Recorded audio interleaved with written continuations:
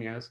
Yeah. So let's get started on your take on what the residency programs look for specifically in the IMG applicants. Broad brush, what do they look for as they are reviewing the applications or interviewing them, and then we'll go into specifics.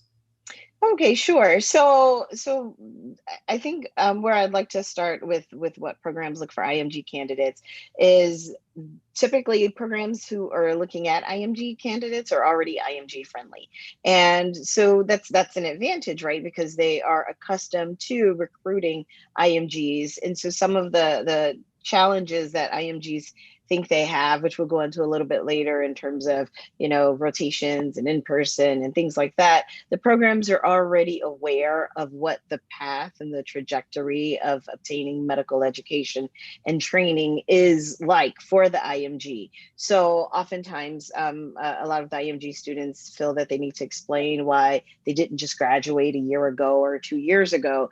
And the programs that typically recruit IMGs are already accustomed to what that path looks like. So I like to kind of reassure them that they are not competing against American grads timelines, because these programs are aware that the timelines are often very different.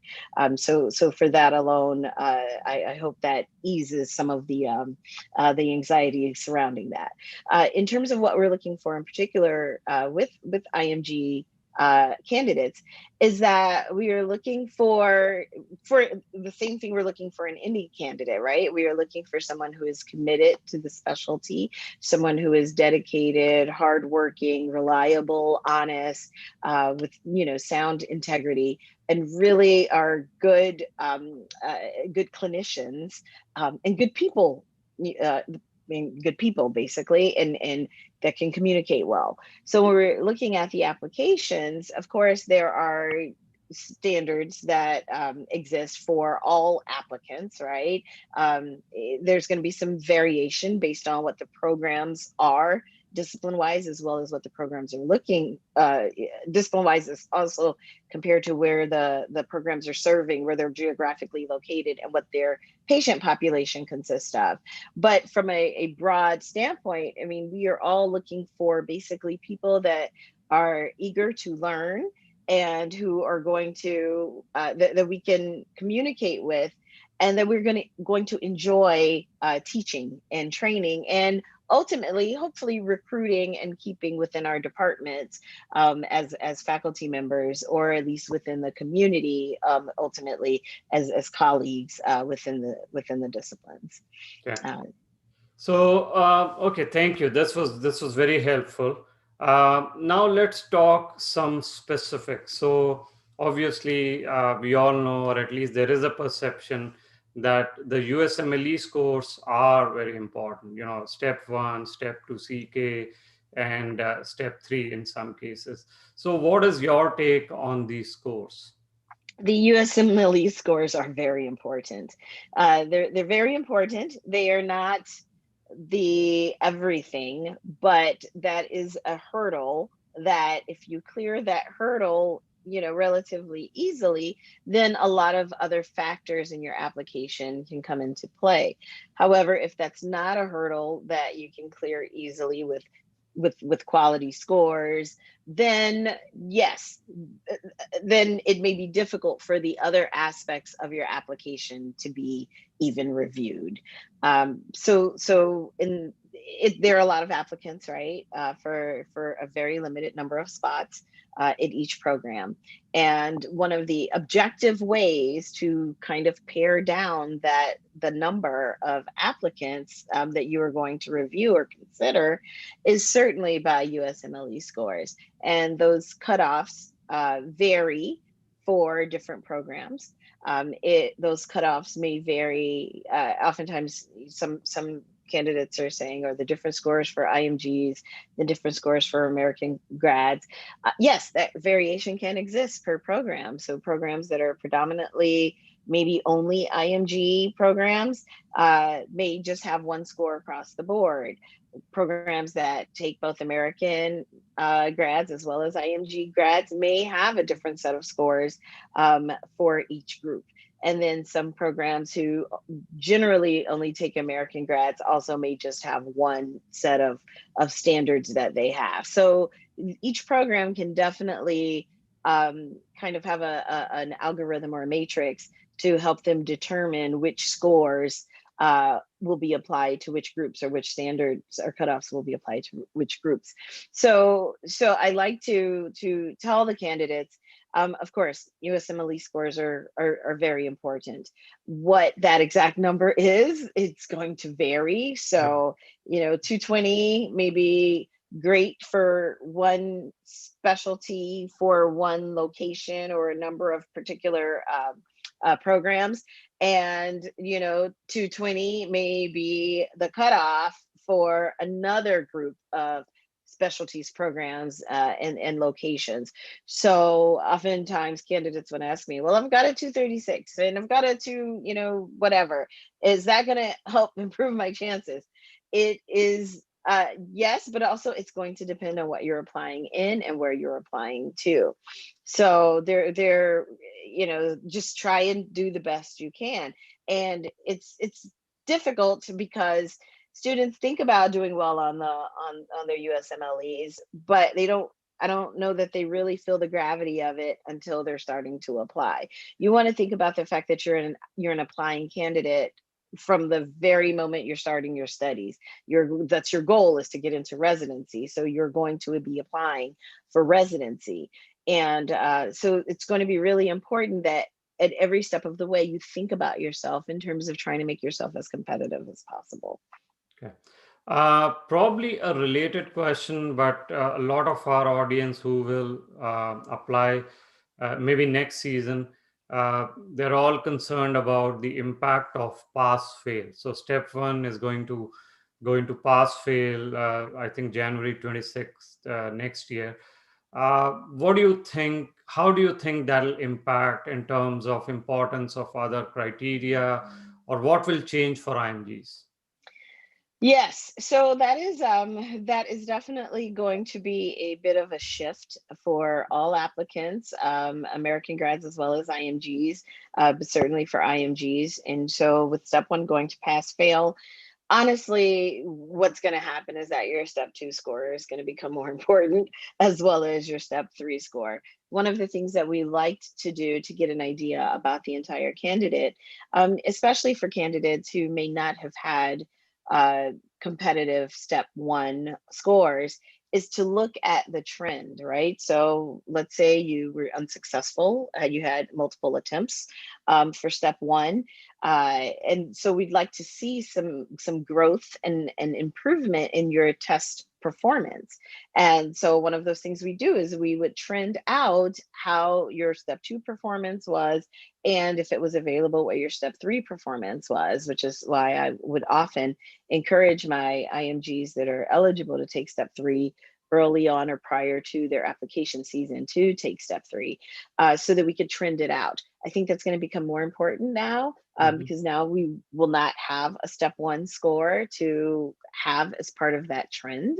And so it's going to be heavily dependent upon step three and two and three. So I think, maybe from an applicant standpoint, the anxiety associated with preparing for step one may be allayed a bit, because it'll be pass fail. But that does mean there's going to be a little bit more weight put on for step two and step three. Thank you. So now let's switch gears and talk about some other aspects of the application. Scores are what they are. Sometimes, as you said, there's a hurdle that many people can cross successfully. Others may not have great scores, but it is what it is.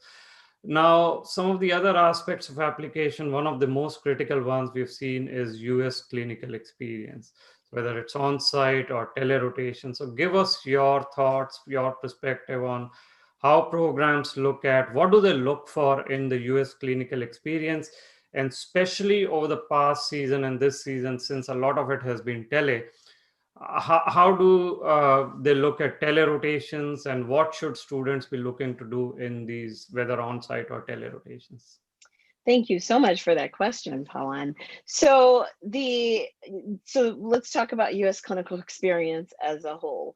Is it important? Absolutely, Lily, is absolutely important. I like to tell the candidates and definitely the students who rotate with me. So my expectation on July 1 for those students that have matched with our programs is that when you show up on July 1, you are able to see a patient independently. You're able to obtain a history, an effective, accurate, expeditious history. You're able to obtain an appropriate perform an appropriate physical exam, and that you are able to complete an assessment, summarize and present the patient to me, to your senior residents, and have a plan for what you want to do with that patient. That is my expectation that you should be very comfortable and well versed in doing on July 1st. So when we think about that in terms of US clinical experience, then you should have obtained those skill sets. You should have also been able to recognize maybe some of the differences in the way you were trained and the expectations that we have in our US residency programs, and to have already been able to bridge that gap. Okay, so when you're getting US clinical experience, unfortunately, what I find a lot of the students approach is to do it as a checkbox, is that we're looking at these applications Mhm. and we're saying, oh, the student has US clinical experience, and just checking it off as if it is just a task. It is not. We expect clinical skills to have resulted from that clinical experience. We do not expect you to get your original set of clinical skills from your US clinical experience, right? You should have already known how to obtain history, physicals, and come up with assessments, and then be able to just kind of round it out, fill in the gaps, kind of adjust some levels of adjusting to the population and the culture of the patients you're caring for. Those are the skills that we are expecting that you will have received and practiced in a US clinical experiential a learning activity. So we do not, so when you all are looking out for these types of experiences, it is so important for you all to expect that you will be actively involved in seeing patients. Now that brings me to telerotations, right? Mhm. Because of COVID, all of us have had to make a pivot to your ability, that, and not just yours, but our American grads too, our American students also, your ability to see patients and interact and experience patients on your rotation. And because there's the virtual format, everyone has been, how is this going to happen? Well, on the telerotations, of which I am a very active part of, we make sure that is what you do. In fact, it's very close to what you're being tested on in your OETs. It is your ability to obtain a history, perform and document and present a physical exam, and come up with an assessment, a plan, as well as communicate with your patients, communicate with patients' families, communicate with the healthcare team, communicate with consultants, with everyone involved in that process. And so the telerotations, I know there's starting to be quite a few telerotations out there. The telerotations that RTIMG clinicals um, uh, uh, I guess give you all access to, or that they provide, of which I am a part of, we make sure that you are doing that and you are being assessed by physicians, clinicians who are going to be working with residents and medical students on July 1. So this experience is testing in real time, as well as educating and helping you to practice and learn these gaps and these nuances so that you are prepared on July 1st. So just being in a room virtually and watching a physician see a patient Of course, that is some level of getting an example, but you need to be involved. You need to be tested. So whether you are actually getting tested by the physician or getting tested with an actual patient, you need to be tested. It should not be just this unidirectional where you're just watching and there's no level of you getting tested on your interaction back and forth. So telerotations have been, so this has been our first year, right, where the entire IMG applying class has had to be involved in telerotations. And this was a very successful match year for the IMGs that participated in telerotations. One of the things that probably the biggest things that was noted was that it was you were seen, those candidates were seen as being resourceful, in Mhm. that even though they were unable to get into a hospital, unable to get into a clinic, unable to even get into the US, they were still able to practice and learn and see and be involved with the US patient care clinical experience, as well as have skills, hone their skills in seeing these patients. So these candidates successfully matched. They were asked a lot about their telerotation, what it consisted of, what the experience was like, what they actually did. And they were really, the programs were really impressed with the fact that the candidates sought out these rotations, committed to these rotations. Oftentimes there were at very different times that the candidate was from their home country. So they were getting up at 2 a.m., in their local time for a 9 a.m. or 10 or 2 a.m. or 2 p.m. Telerotation experience. So those are skills that are showing in personality traits and work ethic that is being demonstrated, that you are so committed to learning, to improving yourself, which is what residency is all about. You were so committed that you did these things. So it was very, very well received, and the programs were very comfortable and confident about the students that they recruited with the telerotation experiences. Ah, thank you, thank you. And you do expect telerotations to continue. I mean, it will become an integral part of the US clinical experience with or without COVID. Absolutely. So what the telerotations, some of the wonderful benefits, aside from just the overall teaching, has been to COVID has accelerated what medicine needed to look like anyway.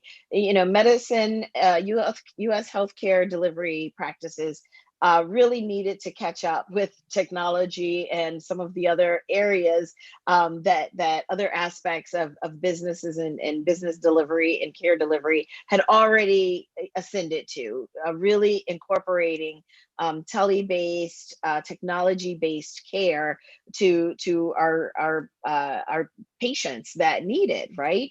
And also in a way that kind of ensures the safety for everyone, for patients, for providers, for learners. And so that was a need that had been kind of on the table for some time, and COVID really just accelerated that. I honestly think that this pivot to telerotation has been a wonderful thing, because now we have this big boon in telemedicine care delivery, that we have so many physicians that are that are now delivering care in a tele-based platform. So for example, our residents, right, had to go to tele-based platforms to provide care for their patients. And one of the things you had to realize was, okay, what are my limitations in this format? What skills do I need to improve in order to make sure I am delivering quality care in this format? And overall, how can I make sure my communication with my patients is effective? What telerotations and subsequently telemedicine has done has truly kind of brought the doctor back to the home, and like in the times of old in the US, and really have given a whole perspective to delivering care to the patients. So definitely this has already put these rotators, these candidates, these students who have gone through telerotations in a very comfortable place of being able to easily transition to delivering telemedicine care to their patient population, which will definitely improve care. And the other thing that it has done, in addition to that, has really been to help healthcare providers provide more care to more patients. From a teaching standpoint, I personally, I used to, of course, have students in-house and inpatient in the hospital, as well as then transitioning to purely telerotation. And I personally feel like it has been a far better experience. I honestly, as someone who recruits, um, I have more time to really get to know the students. I have more time and one-on-one ability to evaluate their skill sets. They do presentations that are grand rounds format, that honestly they did not have the chance to do when they were in person. They would attend a grand rounds in person, but they would not have the opportunity to go through the process of researching and preparing a slide-based presentation, speaking to a group of colleagues, peers, and attending physicians. And so I've found that the educational value and the skills that the telerotation students have obtained from these rotations has been far superior. Thank you. And we are seeing questions on YouTube. So let's move on to the other topic, and that is research. So how important is research for the match, and what type of profiles benefit more from research? So research is becoming important for everyone in every discipline and every specialty. That is as a, and when we think about research, right, we are clinicians. There's definitely clinical research as well as bench research. So research is a part of our lives as doctors, as scientists, as clinicians. We are responsible for being able to not only digest the literature and make sure it's applicable to our practices, but also understand the methods that are behind this material that that we need to be able to confidently and effectively evaluate. So with that in mind, research is important. And now can you match without research? Sure, of course you can. However, if you don't match and you don't have research, you don't know if that's part of why, there was maybe someone whose profile looked exactly like yours, except they had research, right? And so research definitely has become far more important in your application process. And I would encourage any IMG candidate to get some research presentation, even if it's not published, right? If it's pending publication, it doesn't have to be that it's published research at the time of the application, but pending publications, oral presentations. And with our rotation, the grand rounds presentations that the students are responsible for definitely meets the criteria for listing as an oral presentation on your application for residency. So I think it's very important for IMGs to add a research component to their application. Absolutely. Yeah, thank you. Now we are seeing a lot of questions coming from quote unquote older year of graduation. So, 3 years, 5 years, so on. So, what do you think older year of graduates or these students need to do in addition to what we spoke about, scores, maybe some research? How can they project their competitiveness and make sure that their applications are reviewed and not filtered out? Yes. So the candidate that has not is not a recent grad really needs to hone in and illustrate how their experience in the time since graduation, how that makes them a quality candidate that we would want to work with, that how they have maturity, right, within the clinical space, that they can communicate well with patients, that they understand team dynamics. You need to use your time frame of not being a recent graduate to your advantage of whatever experience, life experience, clinical experience that you have had in that time frame, how that makes you a better candidate.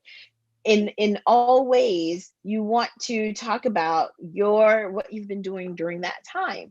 And oftentimes some people are concerned if they were off caring for families, or if they were off working in an area that wasn't directly medical or directly clinical, how that looks upon them. Every experience has shaped you as a person. And you again need to talk about how whatever you were doing during that time has made you a wonderful quality person in this moment applying for a position in my program or any program. That is what we want from you, whether you are a recent grad or whether you are an older grad. Why should I choose you? Hmm. Based on the experience that you have, whether that was 10 years ago from medical school or whether that was 2 years ago from medical school. You still need to be able to discuss how your routes in your life brought you to this point and makes you the best candidate for us to choose. Okay.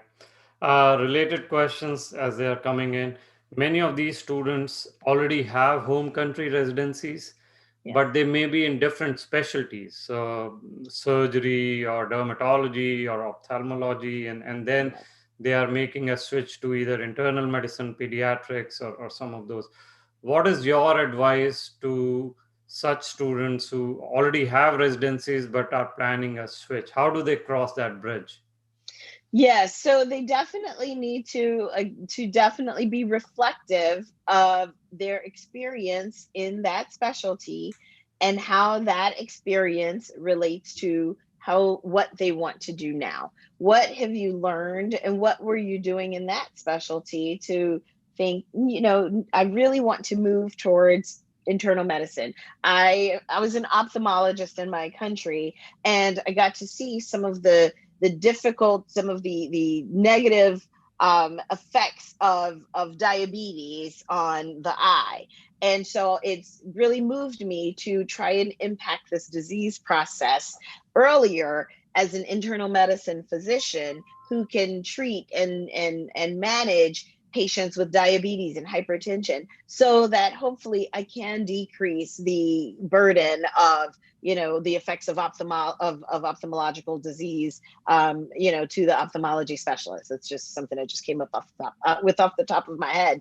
But that is what you need to do. Again, in terms of your experience, being reflective and informational about what you want to do now. It is okay. I know a lot of times we think about medicine as one of the few areas where you're supposed to know what you want to do as soon as you get in it and stay in it forever. Right. And it is quite funny because we know that's not the case, right? Life changes, you change. As much as I'm a pediatrician and I love pediatric patients, I love seeing kids wherever they show up. I have found that for me, I started off as an outpatient doctor, and now I'm a pediatric emergency medicine doctor. And just because of what I enjoyed, how my life changed, I enjoy doing pediatric emergency medicine shifts now as opposed to being in clinic. So it is okay to have a maturity within your career choice. And again, you just really need to be able to discuss and illustrate that throughout your entire application. And of course, in terms of communicating that in your interviews, because that question will come up. It always comes up. I definitely, will know that someone, I keep bringing up ophthalmology for no apparent reason, but there was an ophthalmologist in their country. And I am interested in knowing, okay, so, why do you want to do pediatrics now? Well, what was that like?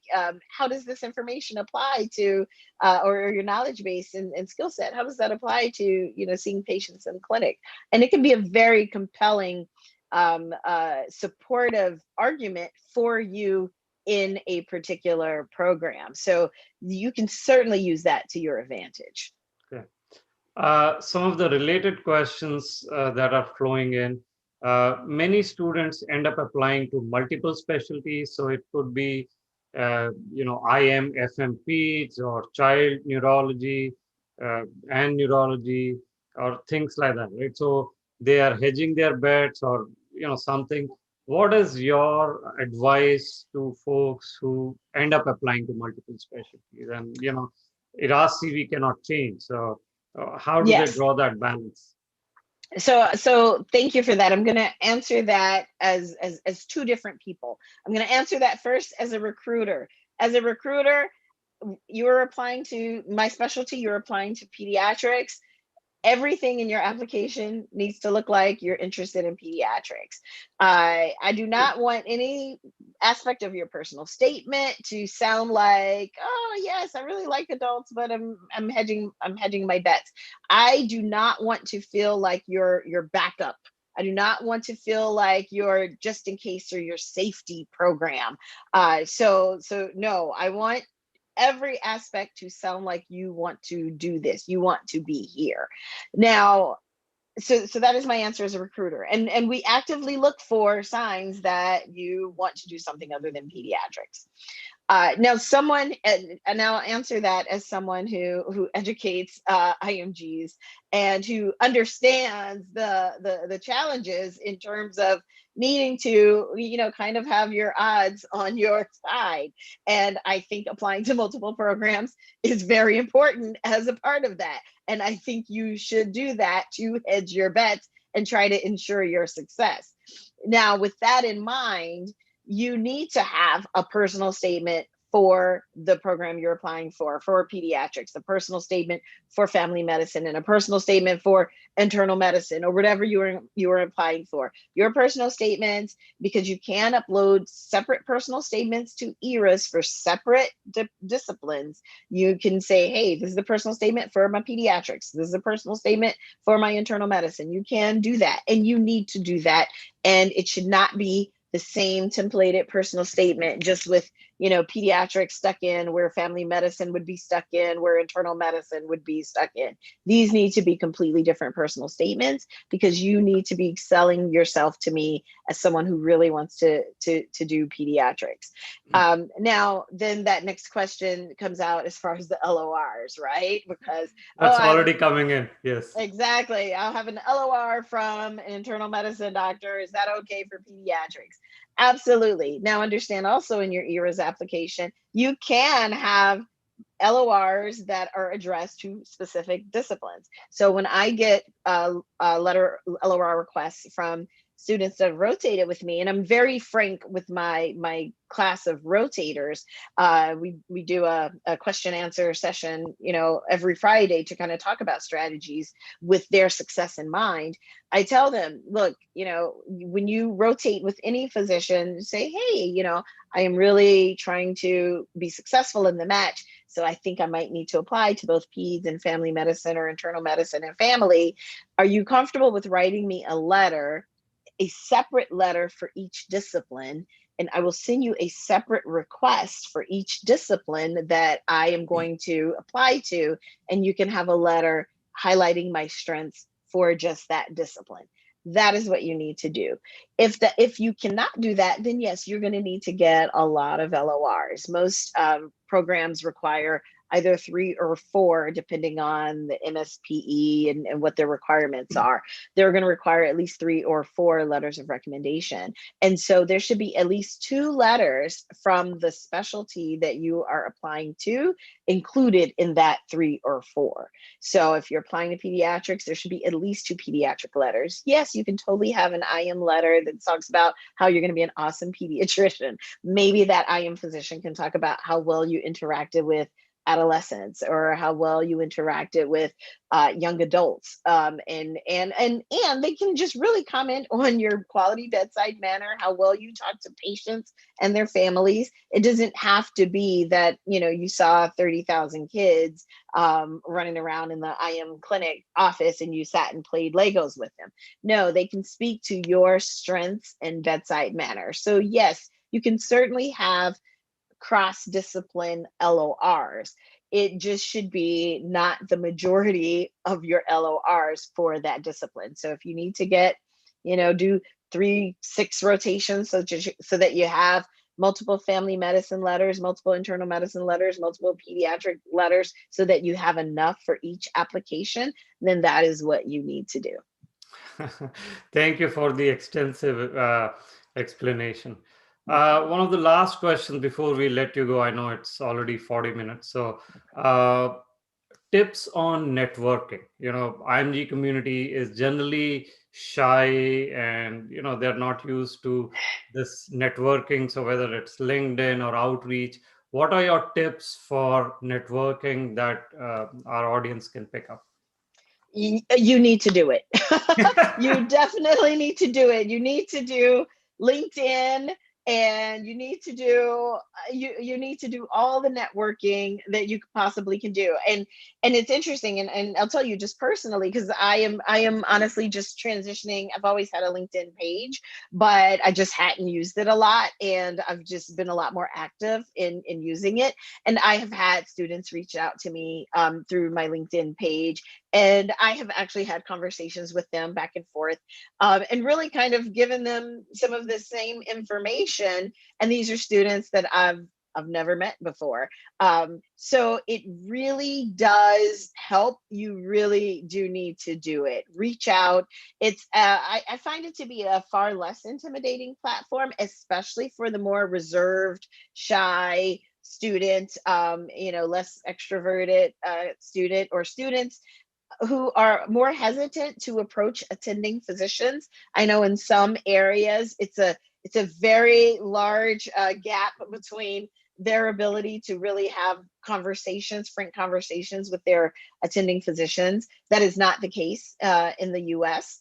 And so I think LinkedIn and some of these other formats, Instagram, and of course, hey, rotations, are very good ways for you to just even learn how to appropriately engage and contact and network with someone who can really be instrumental in you successfully matching. Well, thank you very much, Dr. Watts. Much appreciate your time. Any last minutes parting advice? Anything that we missed? No, I just like to tell the students, you need to think like a recruiter. That's kind of my mantra. Think like a recruiter and sell yourself, is really kind of what needs to happen. So Okay. Well, thank you again for your time. Much appreciate. And guys, if you have questions on step one or other aspects, just hold back and we'll take it now after this session. So thank you, Dr. Watts. Appreciate your you're time. welcome. Okay, you're welcome. Thank Thank you. you. Bye. Thank you. Bye Bye. bye. So now we can take questions if you have on step one or other aspects of the match that Dr. Reddy and I can go over some of the questions that we are seeing. If you have those, uh, let's see on YouTube. Older YOG with Reese is given a chance. So we answered the YOG question. How many months of USCE for general surgery? So typically 3 months or more has to be there, but in general surgery you should have ideally US research also. MedPeds, how competitive is MedPeds? Uh, the I think the score wise it is not that competitive, and if you have some IM rotation, some pediatric experience, you can make it to MedPeds. Remember that the number of spots in MedPeds is less, so that's where your challenge is. Next question, Savitri, can you say exactly when to start electives? I'm a second year planning to take step one in 2022. So most students do electives during their internship year, and we did have a video. I think Dr. Reddy has done it on timeline on the elective. So probably during your internship year would be a good time to do electives.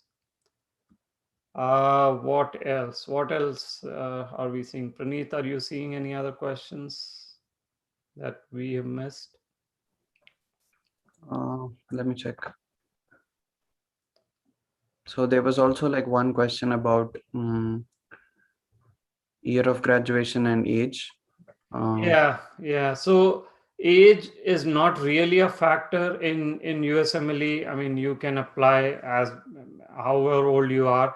I think the challenge with older age or such things is to be able to convince the programs that you are trainable. You know, if you're already accomplished attending physician in your home country, maybe 40 years old, 35 plus, you've already trained, you are training others. Now if you want to start back with residency, they are going to look for your ability to get trained. That is I think the major issue. Srikanth is asking, can we directly join fellowship without residency? It's a very common question that comes up. Uh, Number one, it is possible in some specialties. So, for example, nephrology, it may be possible. Geriatrics, again, possible. Neonatology and pediatrics may be possible. But most of these fellowships will either look for very strong research or will look for home country residency. So, it is possible. You obviously have to be ECFMG certified, but other than that, you have to, have strong research or home country residency. Uh, how many do as many rotate? Okay, what are some of the other questions? so one is about how to search for programs that take IMGs. Oh, okay. So, Praneeth, you want to handle that because you did that video also Sure, on. I will be posting the link as well. But so yeah, so we recently did a video on program search. So there are a lot of programs, and you all know, like it, there is a cost when you apply for these programs. So you need to put your money wisely. And so the best way to do it is to do the program search. There are different platforms or tools that you can use for the program search. One is Frida, of course, a program website. Our own students have the USMLE Sardi database. Doximity is one good. So I will post the link on how to about the specifics of looking for the details. But yeah, you need to do the program search using these tools to see the IMG percentage, like what is a score cutoff, like how much percentage of IMGs are in the program, and then you need to decide if it is IMG friendly or not. Okay. Related question.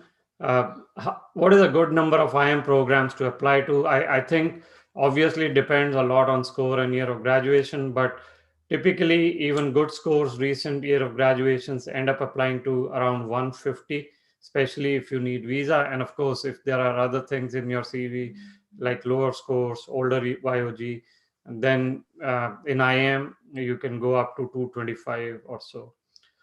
Are gaps bad on the CV? Well, gaps are some things you cannot change. Are they bad? Yes, I mean, compared to a recent graduate, obviously.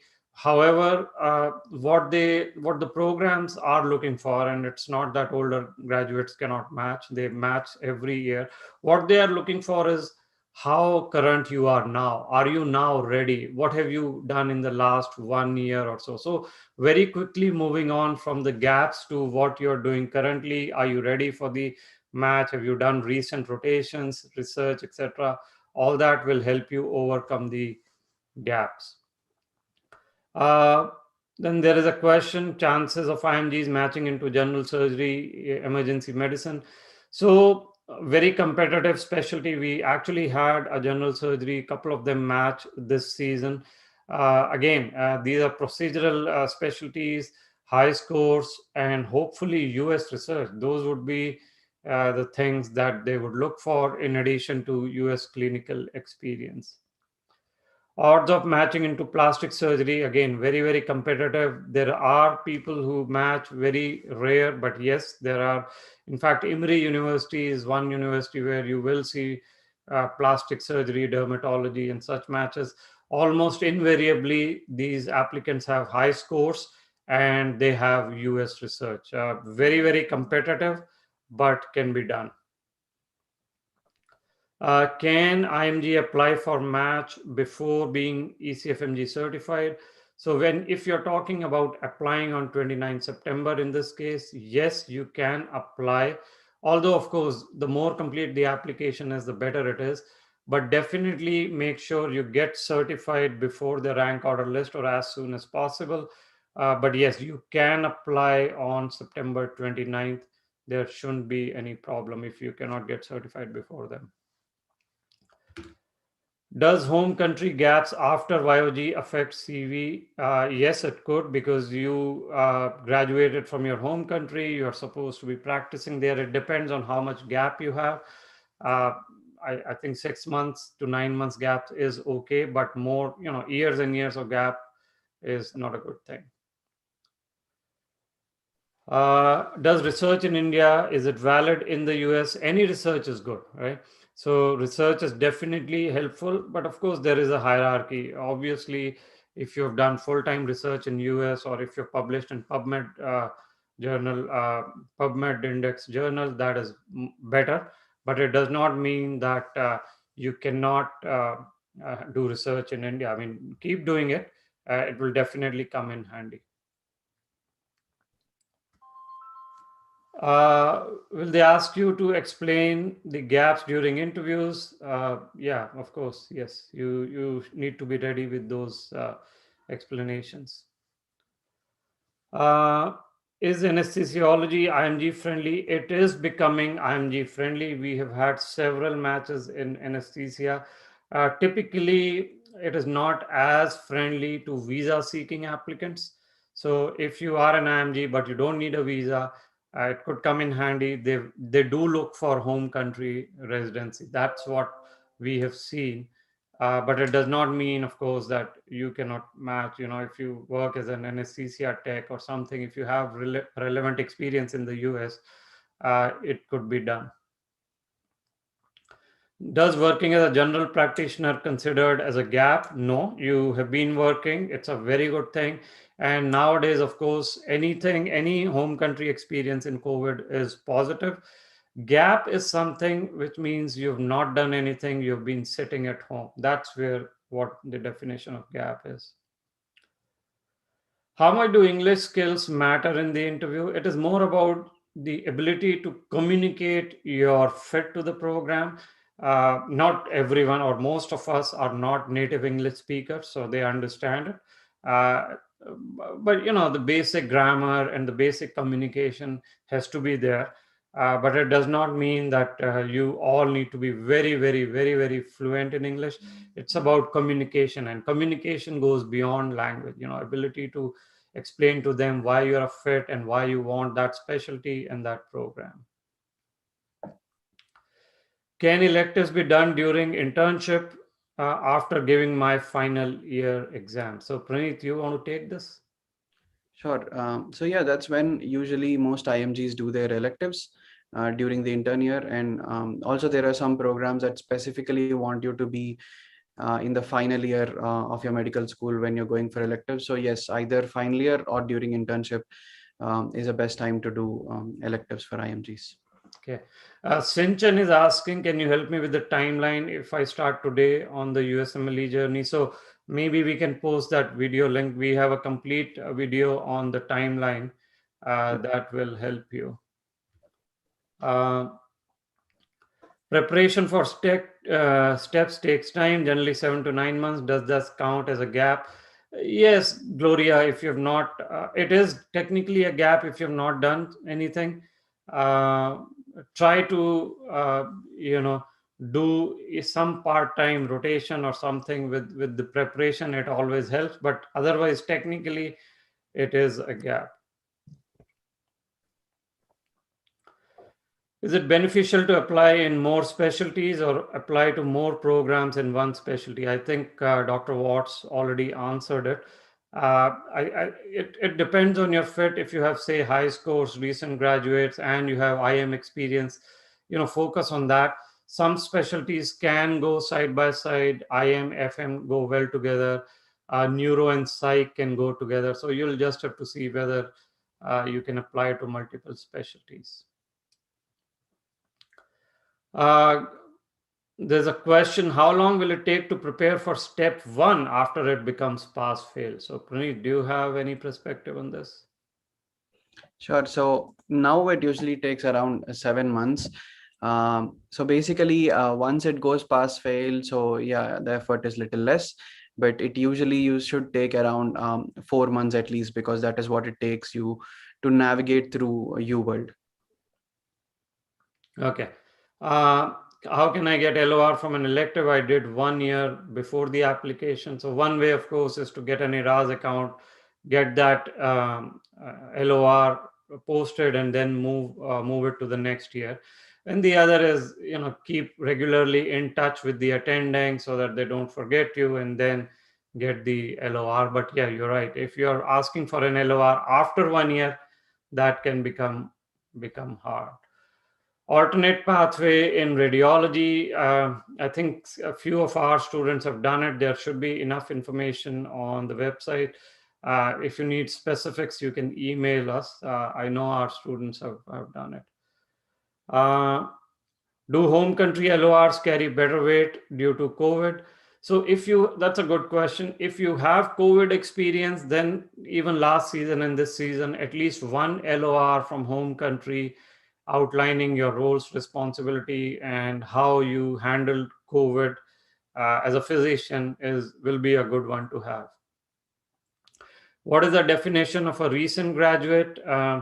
Well, up to 3 years, most programs, some programs up to 5 years, but beyond five, you're definitely not recent. Whether doing non-clinical PG and working is a gap. Working is not a gap. They just want to make sure that you are current on the US system. USMLE after MS in surgery, can I match into surgery in US? I think we answered it. A very competitive, high scores, and US research will help you. Uh, can we talk more about unpaid full-time research fellow position? If you are getting a full-time research fellow position in any of the US hospitals, it is a big deal. It will really add to your profile, will give you strong LORs, uh, and especially if you have lower scores. The challenge is going to be, how do you balance clinical experience with that? Because clinical experience is also going to be useful. So you may want to do some shadowing along with the research, but otherwise, yes, the full-time research in a US hospital program university is very, very useful. Is there a way to get 3 electives in 3 successive months to save some money? I think so. I mean, our students, and we have rotations on our website. You can do back-to-back 3 electives. We prefer you do it in different cities or different programs and all that. But yeah, it is possible. You just have to time it well. Do normal work LOR from neurology doctor in India help if I'm aiming for neuro? It will help. I mean, if you have US LORs also, but definitely Indian LOR is not wasted as long as it is good. Prefer US, but yeah, if you have one India LOR in neurology, that can help. Will Sarthi start another research batch in October? Yes, we will. We are planning to start one actually in September. It'll lead to full manuscript, full publication, and it'll set you up for next season if you're applying for the next season for sure. All right, that was all the questions that we had. Thank you very much for joining us today. Hopefully, your questions were answered, and we do have a Telegram group where you can continue to ask questions. So, open Telegram group, Praneeth, if you can post the link if you have. Also, we have a group on step one. Next week or in coming weeks, we will talk about our step one mentorship program. So those of you who are still preparing for step one, tune in the next couple of weeks for our other webinar, and we will take it from there. And yes, join the Telegram group. The link is already posted by Dr. Reddy. We have two groups. One is for the match, one is for step one, and we hope to see you there. So that was all that we had. Have a good rest of the day, and happy Father's Day for those of you who are dads. All right. Thank you and best of luck.